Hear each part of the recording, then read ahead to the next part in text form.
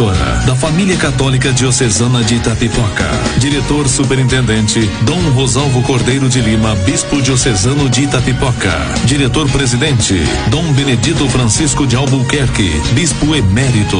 Diretor Administrativo José Ivo Magalhães. Uma emissora associada à Acerte. 570 Itapipoca, Ceará, Brasil.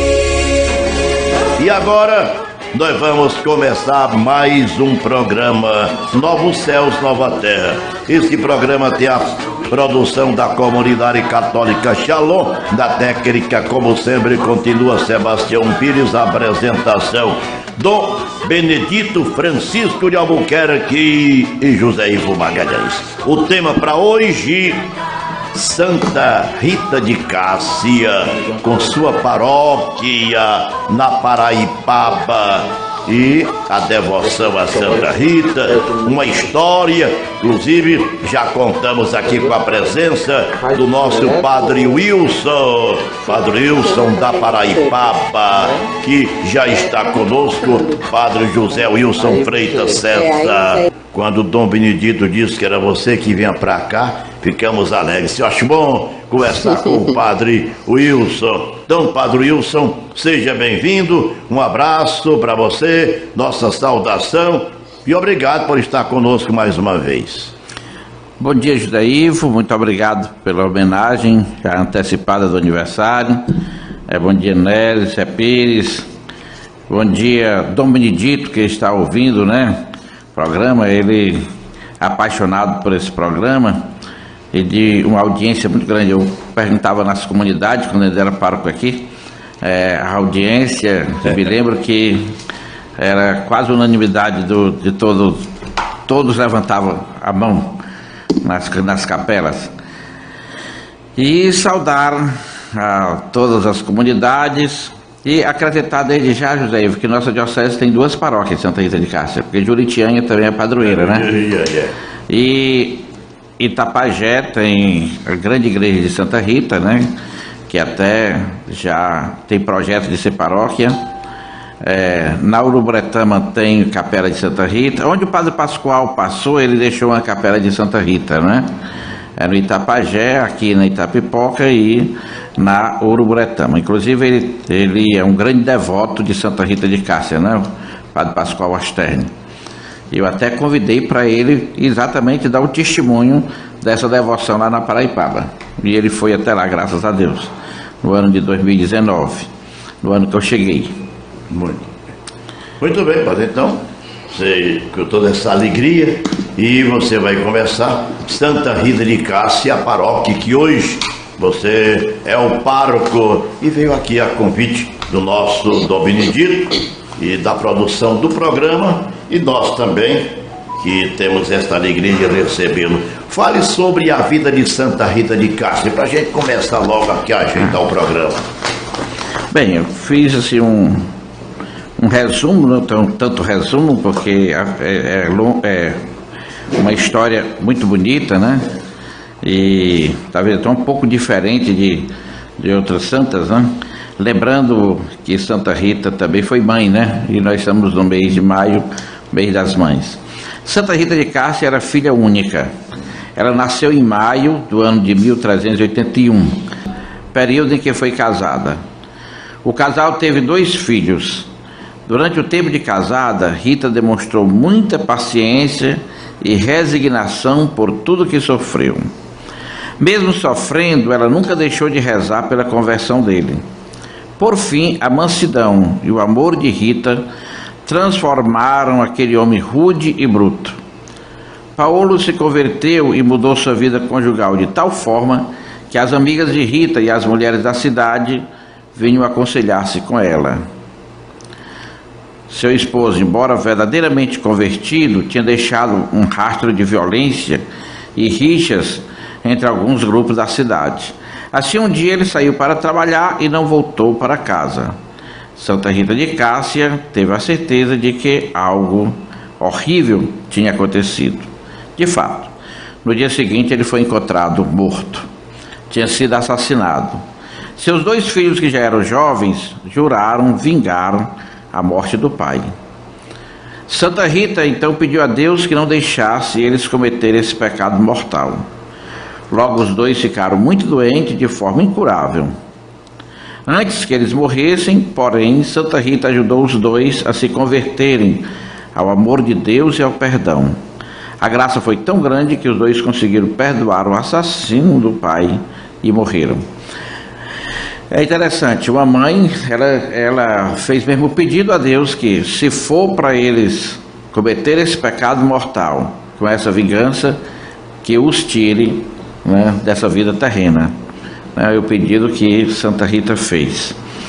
É difícil a gente até compreender, né, do ponto de vista humano, como é que uma mãe pede que Deus tire dois filhos homens, já que ela era viúva. E naquela época, sabe que a mulher praticamente não tinha muitos direitos, quase nenhum direito, e quando perdia o esposo ficava totalmente abandonada, né? Tendo o filho homem, né? Como a gente vê naquela história que Jesus ressuscitou o filho da viúva de Naim, porque exatamente ele teve compaixão daquela mulher viúva e que perdia o filho, né? E ela pediu a Deus que tirasse a vida dos dois, se fosse eles responsáveis pelo assassinato do assassino do pai. Parece estranho, mas a morte dos dois filhos de Santa Rita quebrou uma corrente de ódio e vingança que poderia durar anos, causando muito mais sofrimentos e mortes. Depois disso, Santa Rita de Cássia teve a certeza em seu coração de que os três estavam juntos no céu. Assim, tudo tinha valido a pena. Então, depois disso, né, quando ela teve a certeza que os três estavam juntos no céu e que tinha valido a pena toda a sua oração, sua súplica, Deus coloca Santa Rita de Cássia no convento, que era a vocação dela desde criança, e que os pais então escolheram o matrimônio. Na época era escolhido pelo pai. Santa Rita, estando sozinha na vida, quis entrar para o convento das irmãs agostinianas, né, de Santo Agostinho, obedecendo ao chamado que sentia desde menina. As irmãs, porém, estavam em dúvida sobre sua vocação, visto que tinha sido casada. O marido fora assassinado e os dois filhos morreram de peste. Isso era um empecilho muito grande. Ela tinha sido casada, o pai tinha sido o esposo assassinado e os filhos morreram da peste, né? Tipo uma pandemia. Por tudo isso, elas não queriam aceitar Rita no convento. Então, numa noite, Santa Rita dormia quando ouviu uma voz chamando: Rita, Rita, Rita. Ela abriu a porta e estava ali, isso é uma visão, né? São Francisco, São Nicolau e São João Batista. Eles pediram que ela os seguisse, e depois de andarem pelas ruas, os santos desapareceram e Rita sentiu um suave empurrão. Ela caiu em êxtase e, quando voltou a si, estava dentro do mosteiro, estando este com as portas trancadas. Então as freiras não lhe puderam negar a entrada. Rita viveu ali por 40 anos. E depois nós vamos ver os milagres de Santa Rita, né? Em dúvidas se vocação de Rita era verdadeira, a superiora mandou-a regar um pedaço de madeira seca que estava no jardim do convento. Então mandaram ela regar uma madeira seca. Ela deveria fazer aquilo por 1 ano para provar a vocação. E aí Rita obedeceu com paciência e amor. Depois de 1 ano, para a surpresa de todos, mais um milagre aconteceu. O galho se transformou numa videira que dá uvas até hoje. Foi de 7 séculos. Sofrimento de Cristo no corpo de Santa Rita de Cássia, porque a gente sempre vê aquela chaga, né, que tem na testa de Santa Rita. Orando aos pés da Santa Cruz, Santa Rita de Cássia pediu a Jesus que pudesse sentir um pouco das dores que ele sentia na sua crucificação. Então um dos espinhos da coroa de Jesus cravou-se em sua cabeça, e Santa Rita sentiu um pouco daquela dor terrível que Jesus passou.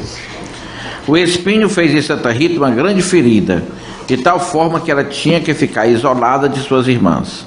Assim ela fazia mais orações e jejuns para Deus. Santa Rita de Cássia ficou com a ferida por 15 anos. A chaga só foi curada quando a irmã Rita foi a Roma no ano santo. Quando voltou ao mosteiro, porém, a ferida se abriu novamente.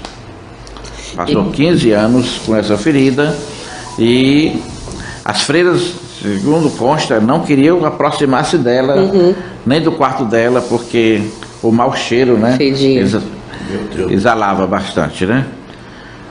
Para você ver o grau de santidade mesmo, né? Assim, poucos santos que tiveram esse, vamos dizer, né, privilégio de ter as chagas do Senhor, né? Assim, por isso que ela é invocada como a santa das causas impossíveis, né? Pois é, aí vamos ver a morte de Santa Rita de Cássia. No dia 22 de maio de 1457, ela nasceu no mês de maio, embora não sabemos exatamente o dia, mas faleceu também no mês de maio, né? Então, tamanha a sua devoção a Nossa Senhora. No dia 22 de maio de 1457, o sino do convento começou a tocar sozinho. Santa Rita estava com 76 anos. Sua ferida cicatrizou-se e seu corpo começou a exalar um perfume de rosas. Uma freira chamada Catarina Antin, que tinha um braço paralítico, ao abraçar Santa Rita de Cássia em seu leito de morte, ficou curada. No lugar da ferida apareceu uma mancha vermelha que exalava um perfume celestial que encantou a todos. Logo apareceu uma multidão para vê-la. Então tiveram que levar seu corpo para a igreja e lá estar até hoje, exalando suave perfume que a todos impressiona. O seu corpo mantém-se intacto, né? Há 700 anos, né? Praticamente. Aí a devoção a Santa Rita de Cássia. Santa Rita de Cássia foi beatificada no ano 1627, em Roma, pelo Papa Urbano III, e sua canonização foi no ano de 1900, né? No dia 24 de maio, também maio, né? Que é o dia de Nossa Senhora Auxiliadora, dia também que eu fiz a primeira comunhão. Eu nasci em 16 de maio e fiz a primeira comunhão 24 de maio. 24 é uma data importante. Pelo Papa Leão XIII, grande Papa, né? E sua festa foi e é comemorada no dia 22 de maio de todo ano. Aqui no Nordeste do Brasil, na cidade de Santa Cruz, Rio Grande do Norte, ela é sua padroeira. Inclusive lá está a maior estátua católica do mundo, com 56 metros de altura. Santa Rita é considerada a madrinha dos sertões. Em Minas Gerais existe a cidade de Cássia, que Santa Rita também é a padroeira, e seu aniversário é no dia 22 de maio também. E aqui só ilustrando a grande devoção aqui no Rio Grande do Norte, em Minas Gerais, mas é uma das santas de devoção no mundo inteiro. E aqui, como nós já vimos no início, nós temos 2 paróquias de Santa Rita de Cássia e várias capelas em sua homenagem. Depois nós podemos falar sobre especificamente a paróquia de Paraipaba.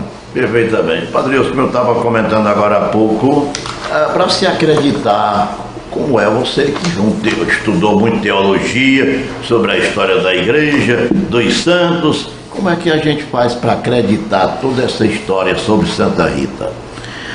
Olha, José Ivo, eu acredito que, primeiro, para Deus nada é impossível.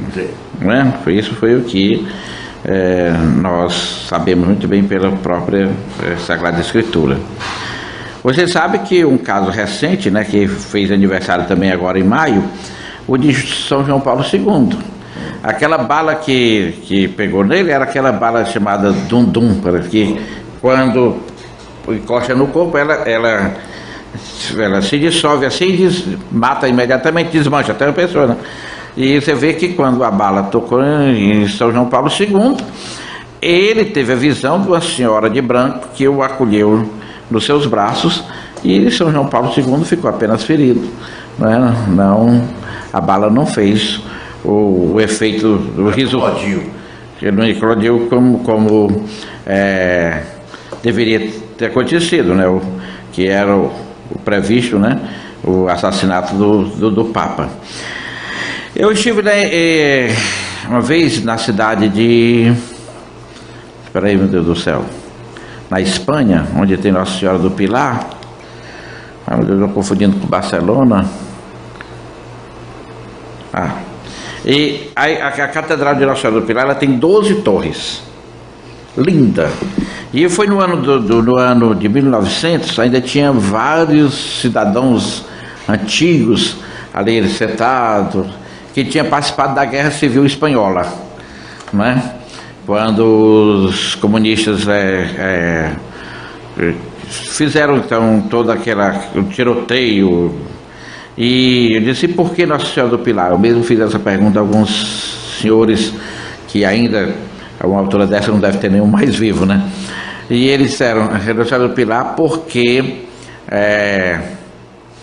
todas as bombas vieram e aí espalharam-se por todos os lugares, mas o pilar que estava Nossa Senhora, então não caiu nenhuma bomba. E a catedral não foi, como é que diz? Demolida, né? E por isso que a padroeira é Nossa Senhora do Pilar. Pilar que ganhou o nome. Foi o Pilar, né? Então são fatos assim. Você vê que a igreja, como você mesmo falou, leva muito a sério, faz estudos científicos com grandes especialistas da medicina e tudo para verificar um milagre. E embora a maior devoção seja de Fátima, e eu me lembro que foi ao que eu mais me emocionei, que eu fiz no ano do jubilado de Jesus Cristo, no ano 2000, uma peregrinação aos santuários marianos, né? Começando por Fátima. Foi onde eu mais me emocionei. Vou assistir de Fátima, em Lourdes, em Medjugorje, em Nossa Senhora do Pilar, lá na Itália também, que é padroeira aqui, estava falando, mas eu estive lá em França, lá na Medalha Milagrosa. Percorri muitos lugares, né? Lourdes é o que tem o maior número de milagres comprovados, mais do que Fátima, comprovados, né? Pela igreja. Então são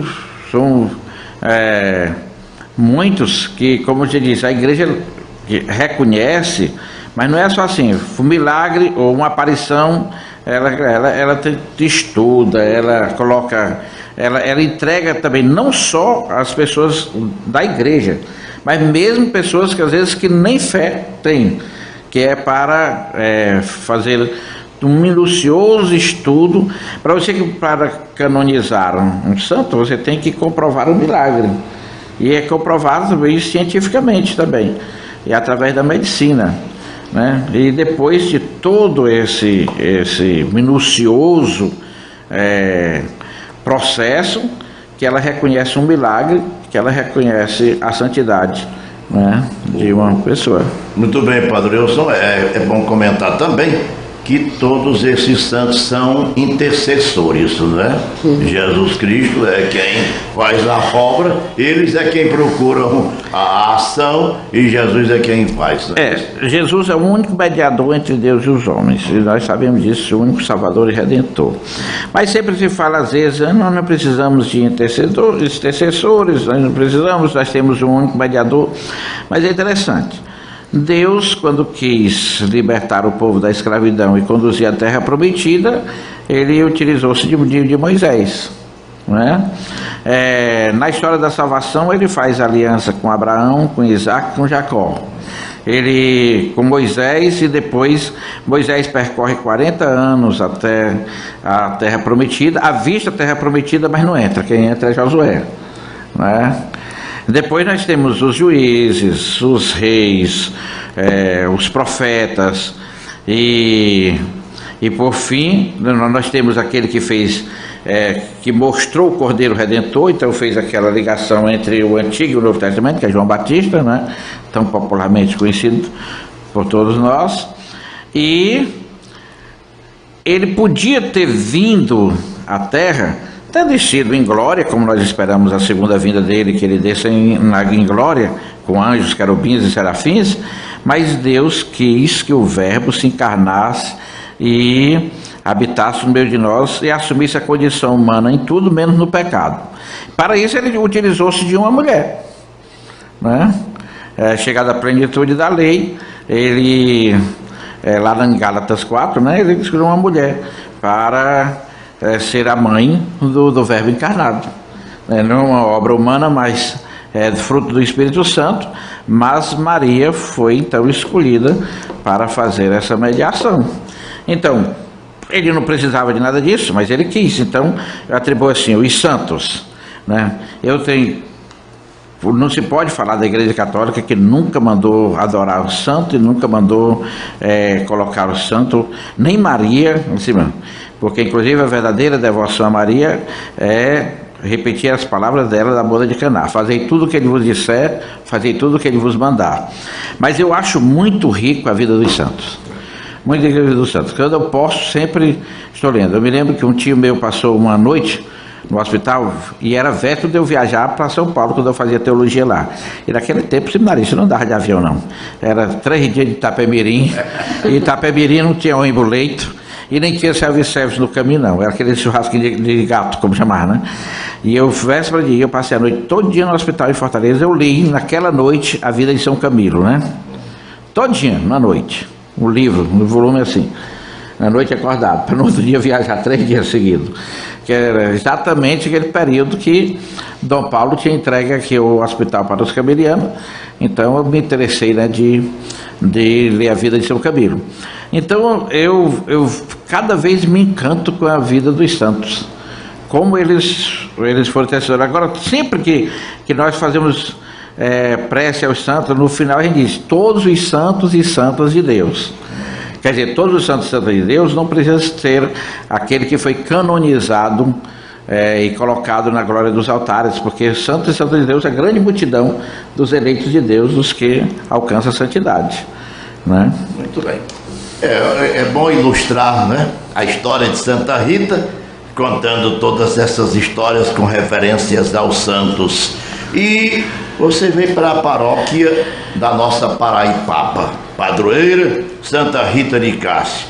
E como está organizada esta paróquia hoje, o nosso Padre Wilson? José Ivo, primeiro vou falar aqui no que você se referiu anteriormente, Nossa Senhora da Saúde.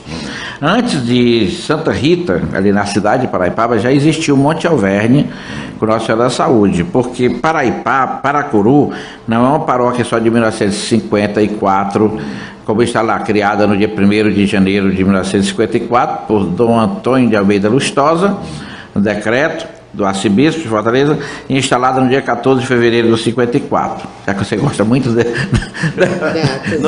dessas datas de história, né? Nós nos afinamos muito nisso. E aí, mas Paracuru já tinha sido paróquia no século XIX, que se chamava Parazinho. Não é só o Parazinho lá da Granja, não. Paracuru também se chamava Parazinho. Até o Padre Cícero passou por lá. Passou para resolver um conflito, né, no Trairi, Parazinho. E aí as águas do mar, né, invadiram o Parazinho.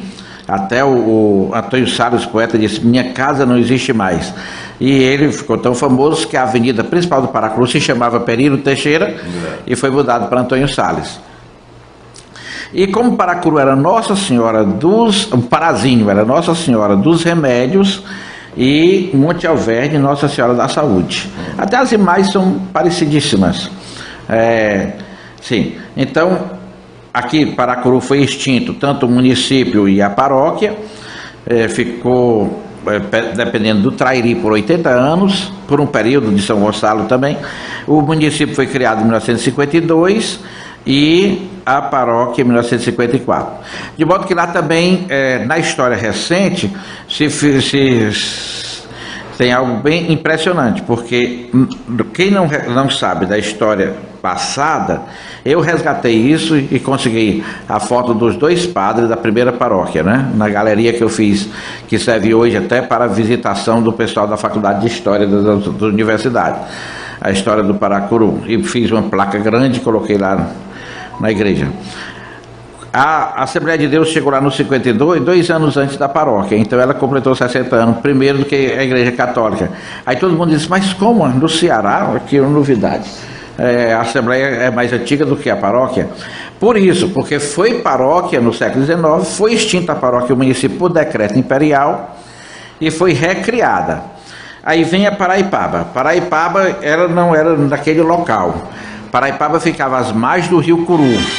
De um lado Poço Doce e de outro a Paraipaba Antiga. A Paraipaba Antiga. 1964 foi uma grande enchente e o rio Curu transbordou e destruiu toda a antiga Paraipaba. 300 famílias foram desabrigadas, entre alguns que perderam suas casas, outros faleceram muitos. E a igreja também era uma igreja grande. Ela foi também destruída. Toda a Paraipaba Antiga foi destruída em 1964, que ficava às margens do rio Curu. Hoje em dia nós não temos mais esses invernos grandes como 64, 74, né? Principalmente os 4, que era muito famoso, né? E aí no dia 7 de setembro de 1964, o então arcebispo metropolitano de Fortaleza, Dom José de Medeiros Delgado, junto com o padre José Olavo Rodrigues, que era o vigário do Paracuru, e o padre Nauri Braga, que tem a família Braga aqui, sobrinho do Môcio Tabosa, mas era filho daquela região, tinha nascido lá, não foi aqui na Itapoca que ele nasceu, foi lá. E aí os 3 fizeram a pedra fundamental da nova Paraipaba, do cruzeiro que está colocado ali em frente à matriz. Bem, isso em 1964. Mas Paraipaba continuou Capela de Paracuru e também Distrito do Paracuru. Quando foi em 1978, foi ordenado o primeiro padre da Diocese de Itapipoca, e não filho de Itapipoca. O primeiro padre, filho da Diocese, sou eu. Não abre mão, não. Abre mão, não. Embora Dom Paulo tenha ordenado antes de mim, o padre Pascoal, que foi o primeiro, 13 de maio de 1978. Depois o padre Pontes. Pascoal Belmonte Tari. Que fez agora 43 anos de padre no dia 13. E o jovem padre, Dom Paulo não tinha, você sabe que Dom Paulo, quando foi ordenado eu e o padre Simplício, tinha 11 padres, né? Nós dois, completamos 13. Padre Pascoal nesse tempo era o pároco de Assunção, Catedral e Itapajé. 3, hoje Itapipoca são 4 paróquias, Itapajé são 2, e Assunção agora já foi dividida em 2, quer dizer, a área correspondia então a 8 paróquias, né? E foi quando eu fui ordenado, eu vim para a Catedral, com 3 dias de padre, e o padre Simplício foi para Assunção. Pois é, então, Dom Paulo não tinha padre, e para Paracuru e Paraipaba, os dois juntos davam 600 e tantos quilômetros quadrados, né? Era só perdia para Itapipoca. E aí Dom Paulo mandou o jovem padre Pascoal para ficar lá naquela região da Paraipaba. Paraipaba estava surgindo também o projeto, né, de irrigação Vale do Curu, e Padre Pascoal ficou lá, né, no dia de 78, até no dia que ele completou 1 ano de padre, 13 de maio de 1979, então foi instalada a nova paróquia Santa Rita de Cássia da Paraipaba. E o Monte Alverne continua a capela de Nossa Senhora da Saúde. Mas você acredita que até hoje, é a mesma cidade, né? Está tudo emendado, né? Mas as pessoas lá no bairro Monte Alverne dizem assim: daqui a pouco eu vou a Paraipaba. Aí eles dizem: padre, o pessoal, quando eu cheguei lá, eu achei estranho. Mas, padre, o pessoal de Paraipaba nos ajuda muito aqui no monte. Então, se é a mesma cidade. É como se fosse Catedral e Cristo Redentor, né? Catedral São Francisco. Mas então foi criada a paróquia no dia 13 de maio de 1979. O primeiro pároco foi Padre Pascoal Belmonte Tari. E hoje eu sou, depois dele foi o Padre José Davi Martins, Padre Raimundo Adelino Torres, Padre Aldo Teixeira Braga, que hoje é pároco da paróquia de Santa Rita de Cássia, né? Na Juritianha, e agora eu sou o 5º pároco. Não, 6º, porque o padre Simplício ficou 1 ano lá e recebeu o título de pároco, que foi o período que o padre Pascoal Belmonte deixou a paróquia e foi eleito prefeito municipal de Paraipaba. Rapaz, é bom a gente ouvir o Padre Wilson, porque ele gosta muito de ler, tem facilidade de decorar as datas e também, maior parte da história, ele esteve presente ao vivo, constatando em loco, né? Por exemplo, a diocese, ele conta de ponta a ponta, porque foi o primeiro seminarista a aportar por aqui, né, Padre Wilson? De seminarista é você, né? O primeiro seminarista. E minha história é assim, eu ia ser redentorista, né? E aí o Dom Paulo visitou o Bretão no dia 1º de novembro de 1971, junto com o administrador apostólico, Dom Miguel Fenelon Câmara Filho, e Dom Paulo, empolgado, jovem, né, de 40 anos, bispo novo, aí disse: você quer ser padre? Por que você não vai ser o primeiro seminarista da nova diocese? Dom Monsenhor Solon, quando ouviu isso, ficou: você não vai para esses padres estrangeiros não, porque eu vou confiar muito mais no bispo de Itapipoca. Você pode arrumar suas malas e ir para Itapipoca. Arrumar mala diferente, né? Porque o seminário era um enxoval para ser religioso, não quer dizer. Você vai para Itapipoca. Aí, de modo que eu já vim para a sagração, naquela época, sagração, né? Não chamava-se ordenação episcopal, era sagração. Sagração de Dom Paulo. E Dom Paulo disse: se você quiser voltar para casa, volte em fevereiro, começa as aulas. Aí, quando foi em fevereiro de 1972, eu cheguei para ser o primeiro seminarista, e essa caminhada até hoje.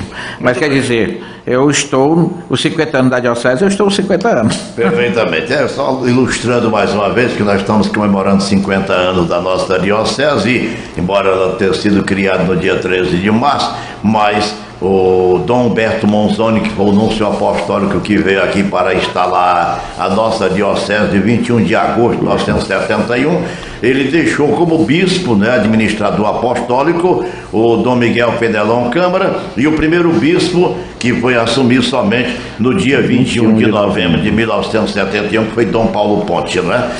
E eu tenho guardado o discurso de Dom Paulo lá na praça, né? Nós temos participação da paróquia nos vários conselhos, o Conselho da Criança e Adolescente, o Conselho da Pessoa Idosa, esses conselhos municipais, né? Conselho de Desenvolvimento, aquele CMDS, né? De Conselho de Desenvolvimento Social. Nós temos a participação da paróquia e temos muitas carências, porque ainda falta uma boa organização litúrgica, mas temos algo muito bonito. Hoje, por exemplo, a celebração dos 11 anos da fundação da Comunidade Católica Shalom, do Centro de Evangelização, né, que eu acredito que são poucas paróquias que têm esse centro, né? Na Paraipaba nós temos o centro. No ano passado já tinha 83 consagrados da Paraipaba, e depois que eu cheguei, junto com o Sidney, nós solicitamos a Dom Antônio que tivesse a Santa Reserva lá na Capela do Santíssimo.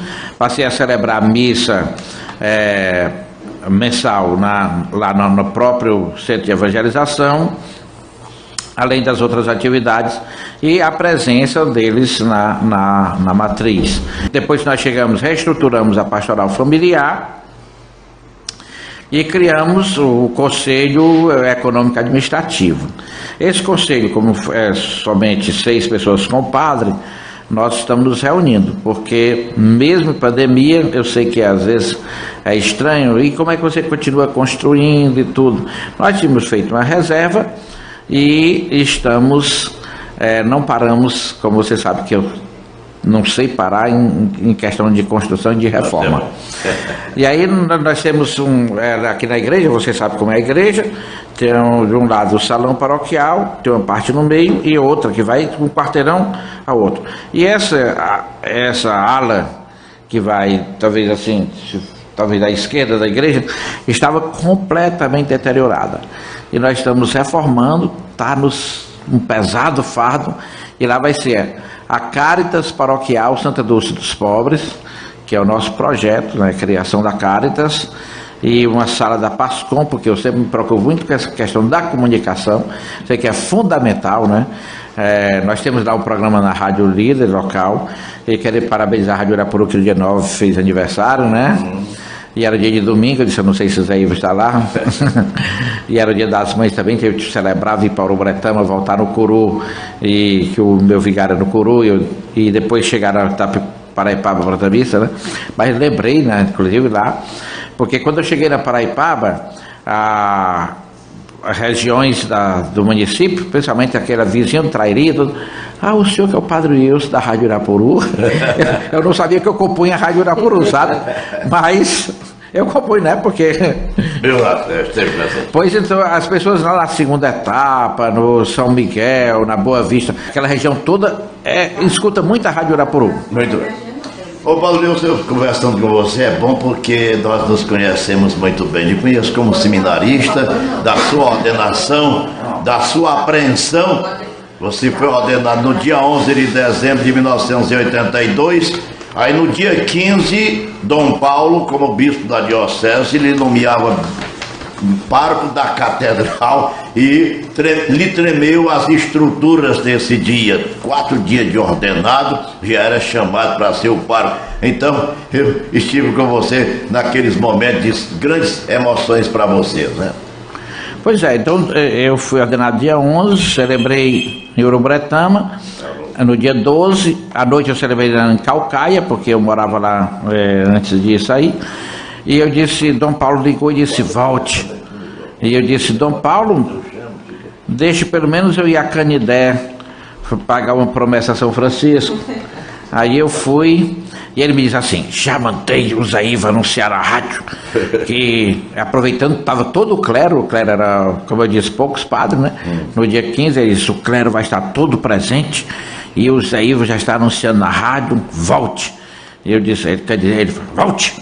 E eu disse, eu vou só a Canidé, Dom Paulo, foi visitar o Chiquinho, brinquei desse jeito, São Francisco.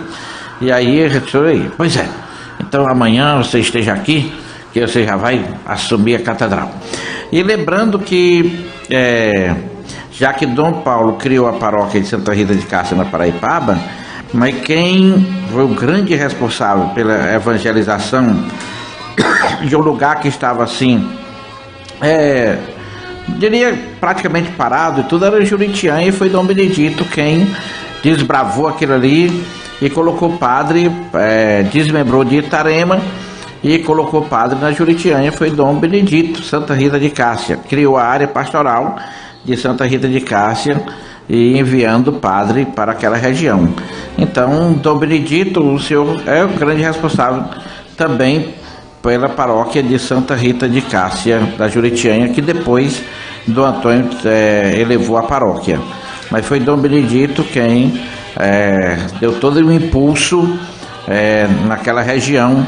Era também grande, região de Itarema, e ele criou a Almofala e Juritiã, desmembrando de Itarema, e colocou padre em cada uma das duas paróquias, hoje paróquia, né?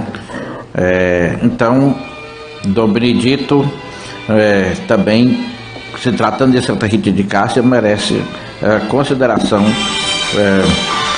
E aí eu quero aproveitar também aqui para parabenizar desde já Dom Antônio Roberto Cavuto pelo seu aniversário dia 19, e meu abraço fraterno e carinhoso ao nosso atual bispo, nosso amigo Dom Rosalvo Cordeiro de Lima.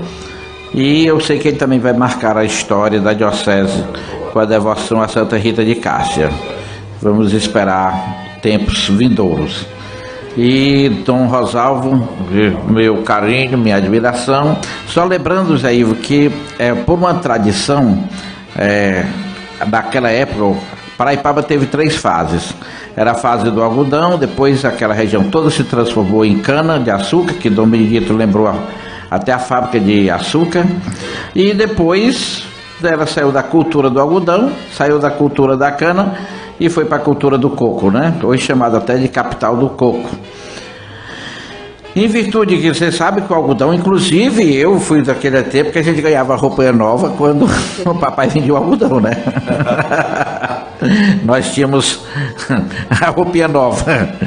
E aí, vindo o algodão, eu atribuo a isso, tem outras tradições, né? Mas também que a festa de Santa Rita passou para o verão, né? Aí, mas nós, desde que eu cheguei, nós realizamos um tríduo. E o tríduo vai ser 19, 20 e 21, porque 19 eu e Padre Francisco vamos fazer a abertura com o marteamento da bandeira, primeira noite, e a segunda noite vai ser o Padre Luiz Herdegildo, que foi ordenado agora no dia 1º de maio, ele que estagiou como seminarista e como diácono na Paraipaba, então vai celebrar pela primeira vez, e no dia 21, o Padre Raul, que também fez seu estágio seminarístico no último ano na Paraipaba. Então, os dois neossacerdotes, eles têm vínculo, assim, com Paraipaba, e nós, porque não foi logo em seguida a sua ordenação, porque aproveitamos, então, as homenagens a Santa Rita, para que temos com a presença do Padre Luiz Herdegildo e do Padre Raul em Paraipaba. Zé Ivo, agradeço muito, porque eu sempre digo que você os bispos, eles dizem que eu sou patrimônio da diocese como padre, você é o patrimônio da diocese como leigo. Confirmo isso. Ele que conhece essa história, eu não vou dizer que ele participa desde 1956, que é também aí já, mas essa diocese, né, a história dela não é só de 71, 1956, no ano que eu nasci, Dom Antônio de Almeida Lustosa já mandou vir verificar Itapipoca para ser uma futura diocese e escolher o terreno do seminário, porque naquela época o seminário era o principal, que é onde está hoje o hospital. O terreno de seminário precisa ser grande. Então, tudo que compreende o hospital, aquela escola profissionalizante e o Lar Sagrada Família, ali foi o terreno adquirido pelo padre Abelardo Ferreira Lima para ser o seminário da nova diocese de Itapipoca. E Dom Antônio de Almeida Lustosa precisa ser lembrado disso, porque ele criou também 5 paróquias dessa região para a futura diocese, que foi Miraíma, Irauçuba, Assunção, Curu e Paracuru. Ele criou essas 5 paróquias já pensando na diocese de Itapipoca. E do Antônio também está no processo de beatificação, né? E canonização, então é bom que ele seja sempre lembrado na história. E eu tenho aqui a oração de Santa Rita de Cássia para concluir. Agradeço mais uma vez a vocês, José Ivo, agradeço a Nery, o Sebastião Pires, né? Que é o Sé Pires, né? O Sé Pires é José ou é Sebastião? Sé de Sebastião. Sé de Sebastião. Pois é, também há muitos anos aqui, né? Tá bom de se aposentar. A oração a Santa Rita de Cássia. Ó poderosa e gloriosa Santa Rita de Cássia, eis a vossos pés uma alma desamparada, que necessitando de auxílio, a vós recorre com a doce esperança de ser atendida por vós, que tem o título de Santa dos casos impossíveis e desesperados. Ó cara Santa, interessai-vos pela minha causa, intercedei junto a Deus para me conceder a graça de que tanto necessito. Cada um pode fazer um pedido, uma graça que deseja alcançar nesse momento. Não permitais que tenha de me afastar de vossos pés sem ser atendido. Se houver em mim algum obstáculo que impeça de alcançar a graça que imploram, auxiliai-me para que o afaste. Envolvei o meu pedido em vossos preciosos méritos e apresentai-o a vosso celeste esposo, Jesus, em união com a vossa prece. Ó Santa Rita, eu ponho em vós toda a minha confiança. Por vosso intermédio, espero tranquilamente a graça que vos peço. Santa Rita, advogada dos impossíveis, rogai por nós. Eu brinco assim, Santa Rita é advogada dos impossíveis, que até eu fui para lá. Pois, nada é difícil. Pois, muito obrigado, Deus abençoe essa rádio, que tão bem faz a toda essa região, e a todos, né, que fazem essa rádio, o diretor superintendente, Dom Rosalvo, diretor-presidente, Dom Benedito, diretor administrativo, assim, José Ivo Magalhães, e todos os que compõem essa rádio. A comunidade Shalom, meu abraço fraterno. Realmente. E esteja unido em oração com a nossa Com certeza. comunidade lá. Eu digo nossa porque... Com certeza, você faz parte, né? Muito bem. A nossa proteção está no nome do Senhor. Que fez o céu e a O terra. Senhor esteja convosco. Ele está no meio de nós. Que o Deus rico em misericórdia nos abençoe e nos guarde em nome do Pai, do Filho e do Espírito Santo. Amém. 614, Rádio Irapuru, AM. Uma emissora da Família Católica Diocesana de Itapipoca. Diretor Superintendente Dom Rosalvo Cordeiro de Lima, Bispo Diocesano de Itapipoca. Diretor-Presidente Dom Benedito Francisco de Albuquerque, Bispo Emérito. Diretor Administrativo José Ivo Magalhães. Uma emissora associada à Acerte. 500